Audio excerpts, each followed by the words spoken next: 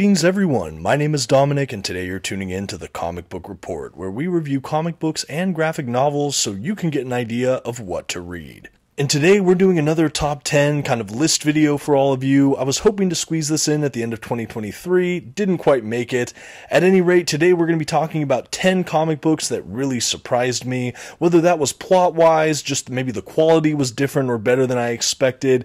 At any rate, these books were a real shock, all in a pleasant way for me, and I just wanted to recommend them to all of you.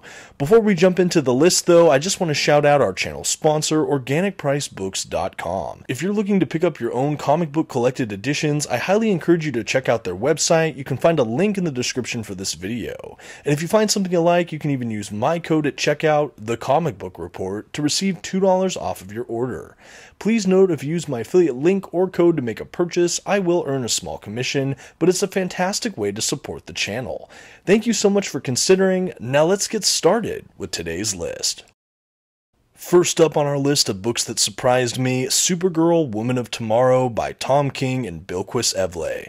This is a standard-sized trade paperback. I'm hoping to upgrade to an oversized hardcover edition maybe later this year. Right now, at the time of the recording, this is the only collected edition for this incredible book. If you've been watching this channel for a while now, you'll know that this is my top read of last year, 2023. I've talked about this relatively ad nauseum, but for the sake of this video, through the lens of how this book surprised me, I'll just have to say I did not expect the quality or caliber of this read. Yes, I'm a Tom King fan. No, I did not know who Bilquis Evely was prior to reading this book, and I just didn't know what to expect. I had this almost universally recommended to me online. It got great reviews. I was interested in this property after James Gunn said he hoped to adapt this in the future DCU. At any rate, all these factors combined, I knew I wanted to check it out, but I just didn't have a grid what to expect for this book, and I surely didn't anticipate this kind of galactic faring odyssey between Supergirl and vengeful young sidekick, I will say. It's really beautiful, it's heartwarming, it's eye-opening, it's in some parts philosophical, and in others just really tender and moving. There's just some really profound and deep character moments here. There's this kind of melancholy or sadness interwoven through the pages, and how that mixes with its other themes of hope, it's just really impressive to see. I can't even explain exactly how this book affected me. I'm not doing a great job of articulating it, but it really just blew me away. Even though my expectations were set so high, somehow Supergirl, Woman of Tomorrow was able to just exceed my expectations. It's lyrically beautiful, the prose is just really well done. I do think the narrative can be a little bit higher brow than standard comic fare, but I loved it. I like this precocious narrator. I love the dreamy and just beautiful landscapes we got from Evely, and it's just something you have to read for yourself. Surprising, but wonderful. Next on our list, also from DC Comics, Green Lantern Earth 1 Volume 1 by Gabriel Hardman. This is a book I reviewed some time ago on the channel. Being a fan of the Batman Earth 1 series and the Superman Earth 1 series, I knew it was just a matter of time before I tried to secure Green Lantern. But other than enjoying, especially Batman Earth 1, I didn't really know what to expect whatsoever from Green Lantern Earth 1. I knew it would be kind of a basic, anyone could pick this up, reimagining of the Green Lantern mythos outside of the main DC continuity. I wasn't even familiar with Hardman as a creator. I knew basically nothing about this book. I knew I wanted to pick it up, and I found a great copy at a used bookstore for a fair price, and I devoured this thing. I loved the imagery we got. I just liked the sketchy style, all of the lighting effects, all the green coloring. It just pops from the page. I just think it really captures this kind of dystopian science fiction, just space epic so well. I think the character moments are deeply moving in their way, and it's just a really good, just flyby origin story for Green Lantern. I don't think it was too sentimental to the source material, and yet it still captured all of the core elements for the Hal Jordan's Green Lantern origin story, and it remixed it in a really fun way. I actually think if you change just a few random details, this could have been a really fun just science fiction indie book, but the fact that we got Hal Jordan, the Green Lantern Corps, the Power Rings, obviously this is a DC book, a Green Lantern book, but I like that it could almost stand alone as this science fiction story. I think I heard some complaints online calling it kind of generic, and I guess I can see the point. I would almost say it's more of an archetypal story using common characters we've seen over and over again, but in an effective way. I just think that this surprised me because it was just so much better than I had even hoped. It's something I would recommend to anyone who wanted to break into Green Lantern but didn't want to get bogged down into just decades of continuity. It's a fun, one-and-done pick up and read, and it's one that I think went under the radar for a lot of Green Lantern fans out there. Definitely recommend checking this out. Next up, we have Batman the Knight by Chip Zdarsky. This is a standard size hardcover and one of my favorite reads of 2023 as well. This book surprised me first and foremost because I had no idea it was being written. I didn't know it was coming out to the extent that it did until this hardcover came out. I was not anticipating it. I wasn't waiting for this release. No, it basically hit the stands. I heard people talk about it and I was like, oh wow, this book has been going on for a while. It has some of my favorite creators. It has some of my favorite comic book characters. How the heck did I miss this?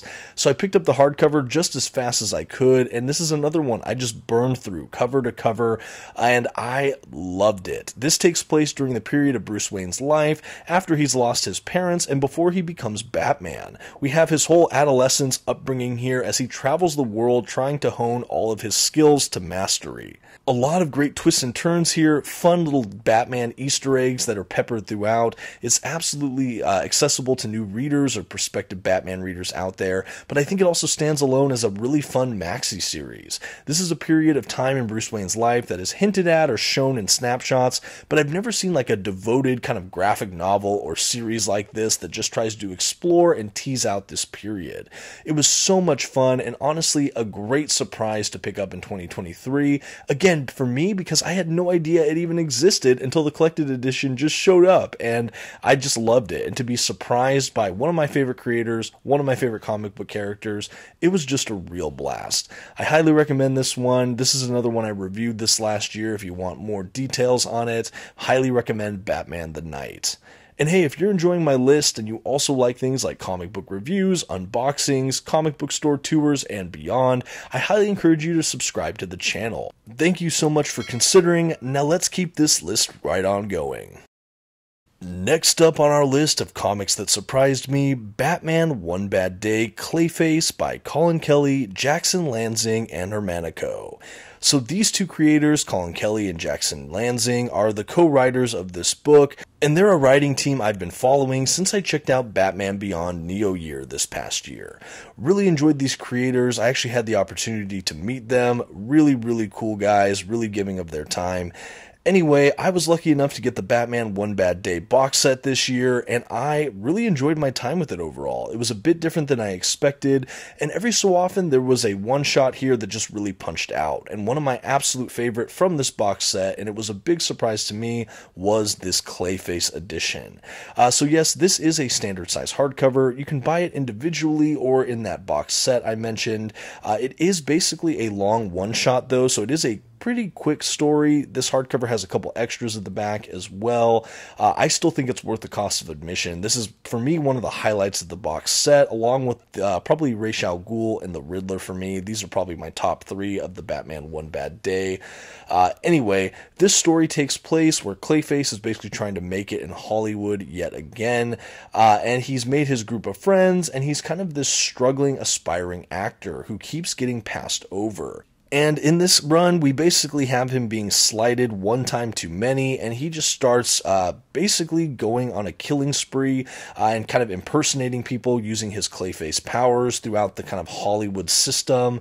And it's just a really intense story. It kind of has a feeling of almost like a slasher or a thriller, kind of like that. The art from Hermanico is absolutely beautiful, and this really surprised me because Clayface is a villain I enjoy, but I had no idea how good this one shot would be. The art was just absolutely next level, and the storyline was just so much different than I expected or really had any grid for. Really worth the read. I highly recommend picking this up, whether you get this hardcover or the one-shot issue itself. Definitely check out Batman One Bad Day Clayface.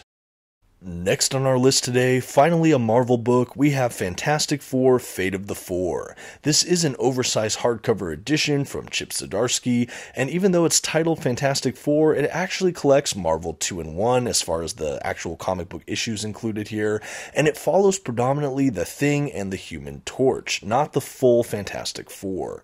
It's during the period post Jonathan Hickman's Secret Wars, where basically, for one reason or another, I'm not really trying to spoil it here, Reed Richards and Sue Storm are basically not in the picture as much anymore. No, we're left with basically the Thing and the Human Torch, and they're kind of on the hunt trying to find their missing friends.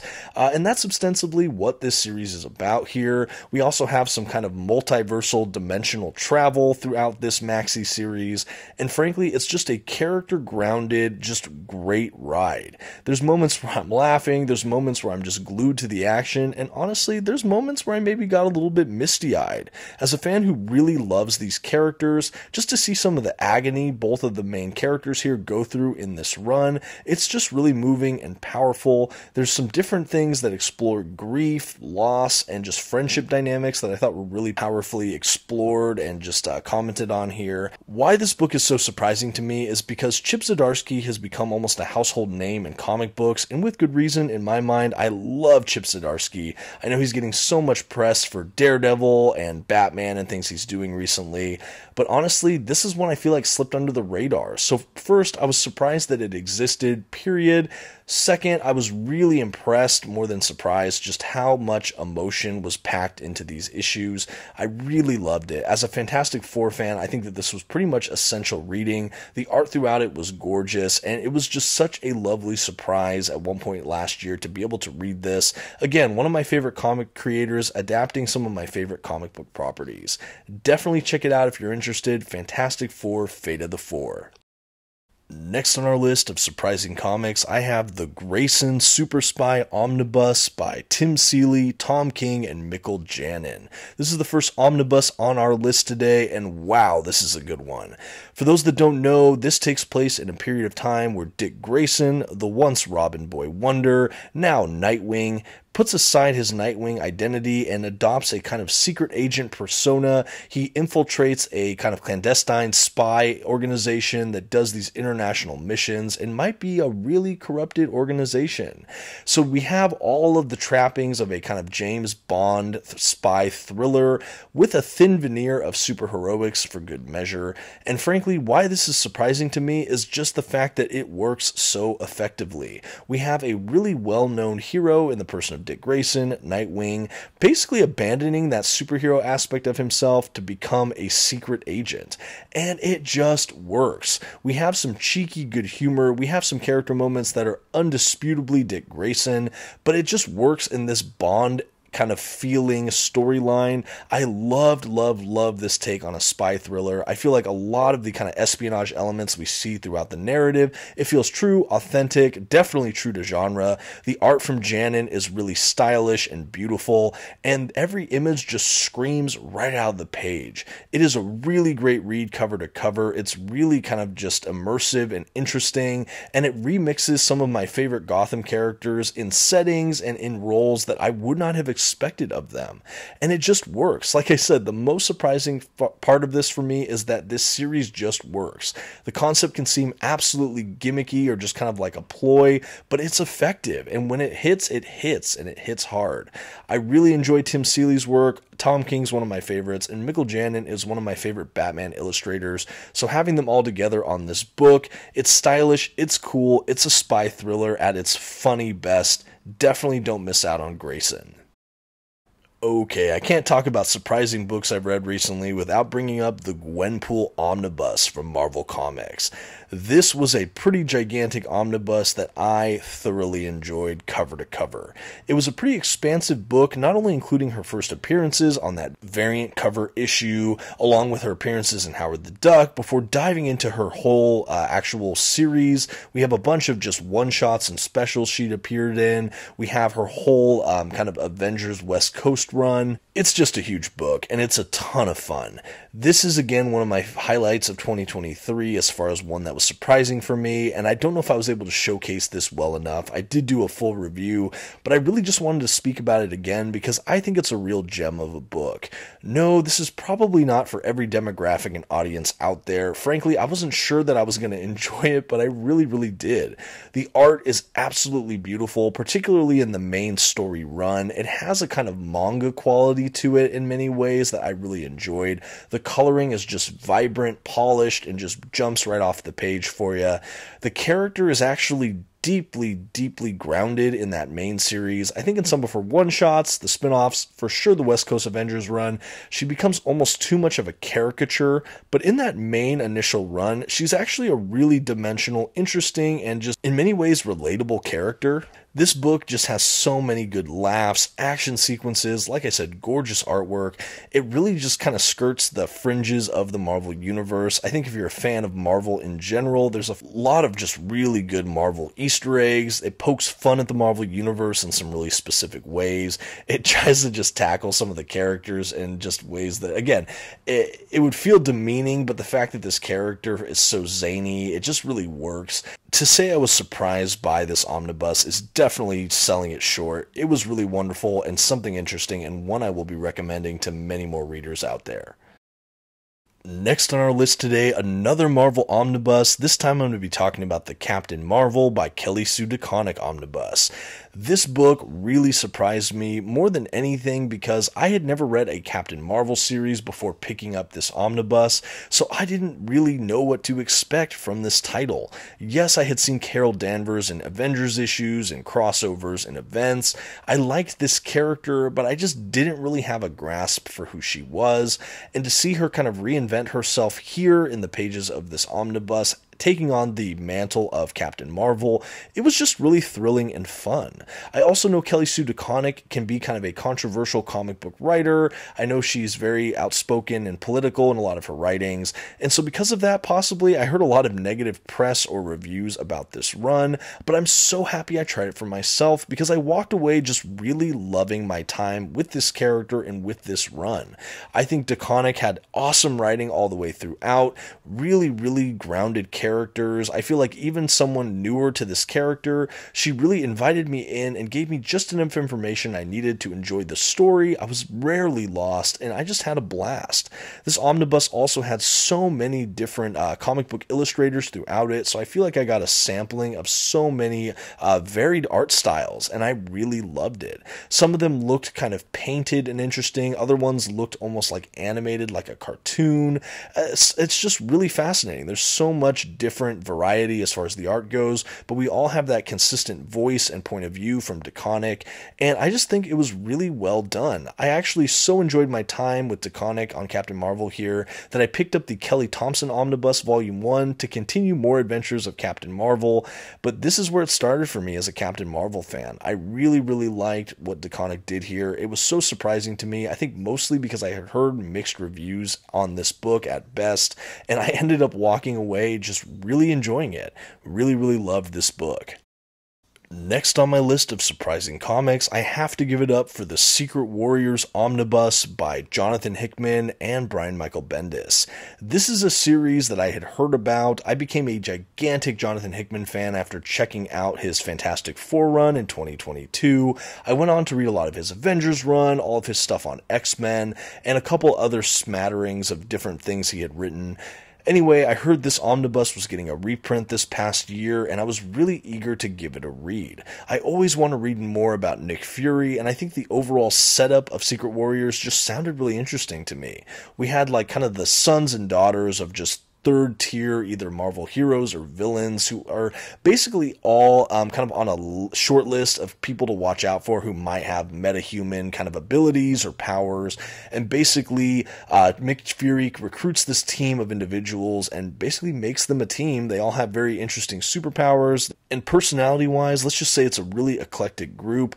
And basically, Nick Fury the whole time is sending them on missions to basically try to take down Hydra and some other shadow organizations around the world. The group is kind of dysfunctional. They're always kept in the dark, not really knowing what to do. Nick Fury is himself feeling like he's stepping in out of like an 80s action movie. He's always delivering these one-liners that are just kind of cheeky and action-packed and just fun. It's like a throwback to that era for me. Anyway, this omnibus was a real blast. I know this is one of Hickman's earlier series at Marvel, and I was really interested to see what his approach was to this early series, and I really loved it. I think it was really fun to feel like this is another book that's kind of on the fringes of the Marvel Universe. We're not really dealing with some of the top tier A-list superheroes in this book. We're getting kind of the lesser known people here. We obviously have Nick Fury, we also have Hydra, but beyond that, there's not a ton of really notable appearances from some of the just first string Marvel character properties. And I think because of that, we had the latitude to have a lot of really interesting storylines that I feel like were just really unique. This feels like it's in that kind of espionage thriller genre, and it just really worked for me. A fun action-packed series that frankly was just surprising from cover to cover. Last on our list today for comic books that really surprised me, I'm going to be talking about Captain America by Ta-Nehisi Coates, the Omnibus. This was a book as well I was really happy to read last year. I've become quite a Captain America fan, at least modern Captain America fan, in recent years. This is an era I had not touched. I know that Ta-Nehisi Coates is a really popular comic book writer, especially after his stint on Black Panther. I've only dabbled in that run. I really enjoyed what I had read. I'm more of a Captain America fan though, so when I had an opportunity to read this omnibus, I definitely jumped on it. And this just had a ton of twists and turns I didn't see coming. Overall, I went in kind of a blank slate as far as what to expect for this book, and yet I still walked away very surprised. We have Captain America back in his just best, true to form Captain America Steve Rogers-ness after all the time in Nick Spencer's run, and we have him on all of these adventures basically trying to clear his name. He has a lot of bad press, public relations when this run starts, and it's kind of his redemption tour. We have to see Captain America contend with a public perception that is just really against him, and I really like seeing Captain America as basically an underdog. I also love the supporting cast of characters. We have a lot of really strong female heroines in this book that were also really fantastic and interesting. I think throughout it, the way that Ta-Nehisi Coates juggled all of his main cast and even some of the villains, it was surprising, it was interesting. Even his choice of villains I thought was really fantastic. I think that this went in a lot of ways I didn't expect the Captain America run to go in general, and I really liked it because of that. I feel like it both honored just the true Steve Rogers Captain America down to his character and his voice, but it also gave us a lot of just interesting twists and turns with that plot. I love the art throughout it. It was a really zippy book. I think it read just incredibly fast, at least for me, and I was left just surprised and floored story after story. I thoroughly enjoyed it, and I would definitely recommend it to Captain America fans out there. I think it's an underrated run. Okay, and that's going to do it today for 10 comic books that really surprised me. Again, this was supposed to be one of my end of 2023 videos that did kind of my most surprising reads of 2023. Didn't quite make it, so I just made it books that surprised me. Anyway, I did read all of these in 2023. These were definitely standouts that really shocked me in different ways. In many cases, because of the quality or caliber of the writing we got here. In some cases, just because I didn't expect what we got based on what I had heard about the books, or basically the setups I had heard, what have you. I think that all of these books were fantastic. Definitely recommend them. I've reviewed quite a bit, if not all of them, on the channel. You can definitely find it if you're interested. But I'd love in the comments to hear from you. What were some of your most surprising comic book reads? If able, please try to avoid spoilers, because I would love the comment section to be a great reservoir for comic book recommendations for those interested in picking up a surprising, thrilling, and fun read they maybe would have never heard of otherwise. Thank you so much for watching. I look forward to reading your comments, and until next time, this has been the Comic Book Report. Please don't forget to leave your like, maybe share this video with a friend, and check out another video on your way out. Thank you so much, and have a good one.